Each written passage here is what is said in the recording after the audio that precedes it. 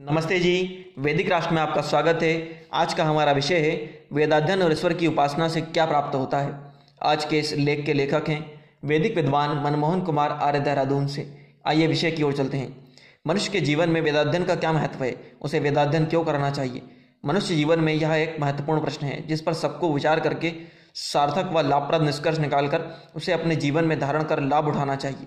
वेदों का महत्व अन्य सभी सांसारिक ग्रंथों से सर्वथा अधिक है। इसका कारण है कि वेद सृष्टि के आरंभ में आमैथुनी सृष्टि में ईश्वर द्वारा उत्पन्न 4 ऋषि अग्नि, वायु, आदित्य और अंगिरा को प्राप्त हुए थे। यह ज्ञान इन 4 ऋषियों ने ब्रह्मा जी नाम के एक ऋषि को दिया। यहीं से इन ऋषियों के द्वारा अन्य मनुष्यों को भाषा सहित ज्ञान देने की परंपरा आरंभ हुई। आज भी हमारे पूर्वजों के पुरुषार्थ से वेद अपनी उत्पत्ति के लगभग 1.96 अरब वर्ष के बाद भी सर्वदा शुद्ध स्थिति में हमें प्राप्त होते हैं। वेद का दूसरा प्रमुख महत्व है कि वेदों से हमें ज्ञात होता है कि ईश्वर ही सृष्टि का रचयिता, धारक, पालक और संहारक है। ईश्वर का सृष्टि रचना, मनुष्यों को बनाने का सत्य उद्देश्य व रहस्य विदित है। उसी से 4 वेद प्राप्त हुए हैं। अतः सभी विषयों का ज्ञान वेदों से अधिक सत्य और पुष्ट ज्ञान किसी अन्य सत्ता बौद्ध के बनाए ग्रंथों से नहीं हो सकता।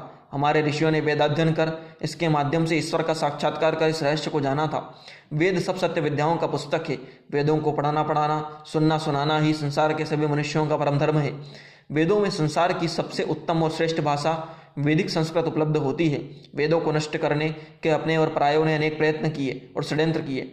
सत्य अविनाशी होता है। इस सिद्धांत के अनुसार वेद आज भी हमें सुरक्षित प्राप्त होते हैं और कालांतर में भी वेद सुरक्षित रहेंगे, ऐसी हम आशा करते हैं। वर्तमान समय में वेद का जो हमें रूप उपलब्ध होता है उसका मुख्य श्रेय वेद ऋषि स्वामी दयानंद जी के पुरुषार्थ को ही जाता है।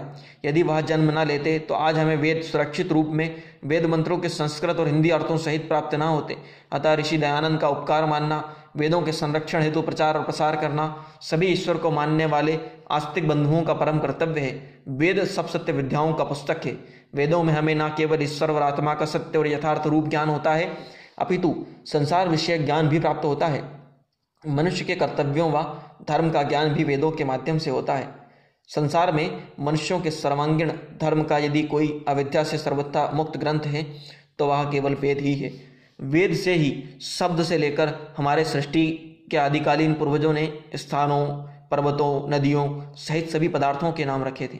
वेदों से ही हमें ईश्वर के गुण, कर्म और स्वभाव सहित आत्मा के गुण, कर्म और स्वभाव, जीवात्मा के जन्म और उद्देश्य, मनुष्य के जीवन के लक्ष्य का भी बोध होता है। मनुष्य जीवन का लक्ष्य पूर्व जन्म के जन्मांतर में किए हुए कर्मों का भोग करना, सृष्टिकर्ता ईश्वर की स्तुति, प्रार्थना और उपासना करना, देश, समाज और संसार के उपकार के लिए किए गए कर्मों को करके जन्म मरण से छूटकर मोक्ष को प्राप्त होना होता है। मनुष्य को सदैव अपने अभिष्ट की प्राप्ति के लिए सात्विक साधनों का ज्ञान भी वेद और वेद के ऋषियों द्वारा बनाए गए साहित्य शास्त्रों के पढ़ने से होता है। वेदों को पढ़कर उनके वास्तविक अर्थों का अभिप्राय को समझकर ही हम वेदों के महत्व को जान सकते हैं, उससे लाभ उठा सकते हैं। मनुष्य जहाँ अनेक सांसारिक कार्यों को करता है वहीं उसे जीवन का कुछ समय नियमित रूप से वेदों के स्वाध्याय अध्ययन के लिए देना चाहिए। वेदाध्ययन से लाभ ही लाभ है। मनुष्य यदि अधिक ना भी करे तो केवल संध्या के मंत्रों सहित ईश्वर प्रार्थना, उपासना, स्वस्ति वाचन, शांतिकरण, अग्निहोत्र के मंत्रों के अर्थ सहित उपनिषद दर्शनों का अध्ययन करके ही अपने जीवन को उन्नत और महान बना सकता है।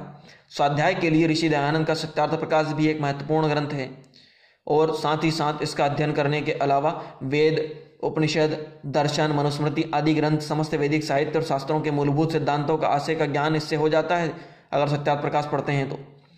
ऐसा करके हम वेदों सहित ईश्वर की उपासना का महत्व जान जाते हैं, जिससे हमें स्वस्थ जीवन, दीर्घायु, आरोग्यता, शारीरिक सुख, मानसिक शांति, परम गति, मोक्ष की प्राप्ति होती है।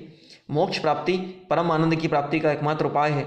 हमारे सभी ऋषि, मुनि, योगी, महापुरुष रामकृष्ण दयानंद ने वेदाध्ययन और वेदाचरण का ही आचरण किया और परम गति को प्राप्त किया था। इस जीवन में एक स्वर्णिम अवसर परमात्मा ने हमें भी दिया है। इस अवसर से हम सभी को लाभ उठाना चाहिए। महर्षि दयानंद ने सत्यार्थ प्रकाश आदि अनेक ग्रंथ लिखकर सभी शंकाओं का समाधान कर हमें मोक्ष की प्राप्ति के लिए प्रयत्नशील होने का संदेश दिया है। इसकी प्राप्ति के साधन, उपायों और मनुष्यों के आचरण पर भी प्रकाश डाला है, जिसे हमें जानना चाहिए और अपनाना चाहिए। वेदाध्ययन करने से मनुष्य का जन्म लेना सार्थक होता है। मनुष्य का जन्म खाने, पीने, सुख भोगने मात्र के लिए प्राप्त नहीं हुआ। मनुष्य जन्म हम सबको अपनी आत्मा और इस संसार के रचयिता, पालक, प्रलयकर्ता ईश्वर को जानने, उसकी उपासना कर दुखों से सर्वथा मुक्त होने के लिए मिला है। संध्या में हमें प्रतिदिन यह विचार करना चाहिए कि हम अपने जीवन में अपने कर्तव्यों और उद्देश्यों को पूरा कर रहे हैं अथवा नहीं। अकरणीय कार्यों का त्याग, करणीय कार्यों को अपनाना ही शुद्ध मनुष्य का कर्तव्य है। ऐसा करके हम निश्चित ही वेदाध्ययन से प्राप्त होने वाले सद्गुणों को अपनी आत्मा में धारण कर सुखी और आनंदित होंगे। परजन्म में हमें श्रेष्ठ मनुष्य योनि में उत्तम परिवेश में जन्म प्राप्त होने सहित आत्मा की मुक्ति की संभावनाएं बनती हैं। यही सभी मनुष्य आत्माओं के लिए प्राप्तव्य व करणीय है। इसी ओर परमात्मा और हमारे वैदिक वैज्ञानिक ऋषियों ने हमारा मार्गदर्शन और ध्यान दिलाया है। हमने परमात्मा व अपने पूर्वजों ज्ञानी ऋषियों की आज्ञाओं की उपेक्षा नहीं करनी है, अपितु उनसे लाभ उठाना है।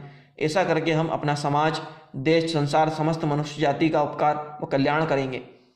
अपने अपने समय में मर्यादा पुरुषोत्तम राम, योगेश्वर श्री कृष्ण, वेद ऋषि दयानंद ने भी यही कार्य किया। ऋषि दयानंद ने अनेक महत्वपूर्ण कार्य किए। ऋषि दयानंद के समय में वैदिक धर्म संस्कृति के समक्ष जो चुनौतियां थी वह पूर्ववर्ती महापुरुषों के समय नहीं थी। ऋषि दयानंद ने ही सनातन वैदिक धर्म संस्कृति को विधर्मी शक्तियों से बचाया। उनके समय में वेद लुप्त हो रहे थे, उनका उन्होंने उद्धार व प्रचार किया। उन्होंने सभी शास्त्रों के तत्वज्ञान को अपने पुस्तक सत्यार्थ प्रकाश में धारण कर साधारण हिंदी पठित मनुष्यों के लिए सृष्टि के इतिहास में पहली बार प्रस्तुत किया। सत्यार्थ प्रकाश न भूतो न भविष्यति ग्रंथ है। विधर्मियों से शास्त्रार्थ कर ऋषि दयानंद ने उनके मतों को अविद्या का प्रकाश किया। ऋषि दयानंद ने वैदिक धर्मियों के धर्मांतरण और मतांतरण का निवारण किया, देश को आज़ादी दिलाने की प्रेरणा की, देश से अविद्या का नाश और विद्या का प्रकाश करने के लिए गुरुकुल शिक्षा प्रणाली की रूपरेखा प्रस्तुत की। उनके अनुयायियों ने वेदों व वैदिक धर्म की रक्षा के लिए गुरुकुल खोले। आधुनिक शिक्षा के अध्ययन व अध्यापन के लिए डीएवी स्कूल, कॉलेजों का देश भर में प्रसार कर अविद्या को दूर किया। समाज सुधार सहित अंधविश्वासों को दूर करने में भी आर्य समाज की सबसे महत्वपूर्ण भूमिका रही है। ऋषि दयानंद ने ही सामाजिक असमानता दूर करने के लिए लोगों को प्रेरित किया। उन्होंने जन्मना जातिवाद को वेद विरुद्ध बताया। उनके अनुसार वैदिक धर्म के अनुसार संसार के सभी मनुष्यों को एक ही जाति होती है। मनुष्य जन्म से नहीं कर्म से महान होता है। उन्होंने स्त्री व शूद्रों सहित मनुष्य मात्र को वेदाध्ययन, वेद प्रचार, पंडित बनने, यज्ञ का ब्रह्मा बनने, अपने गुण और कर्म स्वभाव के अनुसार अपने अभिष्ट सात्विक लक्ष्यों को प्राप्त करने के लिए प्रेरणा की। सारा संसार उनके इस देश और समाज के हित में किए गए कार्यों के लिए उनका ऋणी और कृतज्ञ है। वेदाध्ययन व ईश्वर की उपासना से मनुष्य को ईश्वर व आत्मा सहित संसार का यथावत ज्ञान होता है। उपासना से आत्मा की उन्नति होकर ईश्वर की प्राप्ति, ईश्वर का साक्षात्कार होता है। उपासक मनुष्य के सभी अभिष्ट सिद्ध होते हैं। सबसे बड़ा लाभ उसे जन्म व मरण के मुक्ति के रूप में दुखों से मुक्ति मिलती है और मुक्ति क्या प्राप्त होती है। वह मोक्ष को प्राप्त होकर ईश्वर के सानिध्य में रहता हुआ सुख व आनंद का भोग करता है और 31 नील, 10 खरब 40 अरब वर्षों से अधिक समय तक जन्म मरण दुखों से सर्वथा मुक्त रहता है। यह कोई छोटी बात नहीं है। अपने जीवन के कल्याण के लिए हमें वेदों की ओर लौटना ही होगा। जीवन का जो कल्याण है वह संसार का कल्याण करने में और कोई उपाय नहीं है। संसार में जीवन का कल्याण करने के लिए वेदाध्ययन एकमात्र उपाय है। इसलिए वेदों का अध्ययन करना चाहिए, संध्या उपासना करनी चाहिए, सत्यार्थ प्रकाश पढ़ना चाहिए। प्रस्तुत लेख के लेखक थे वैदिक विद्वान मनमोहन कुमार आर्य, देहरादून से।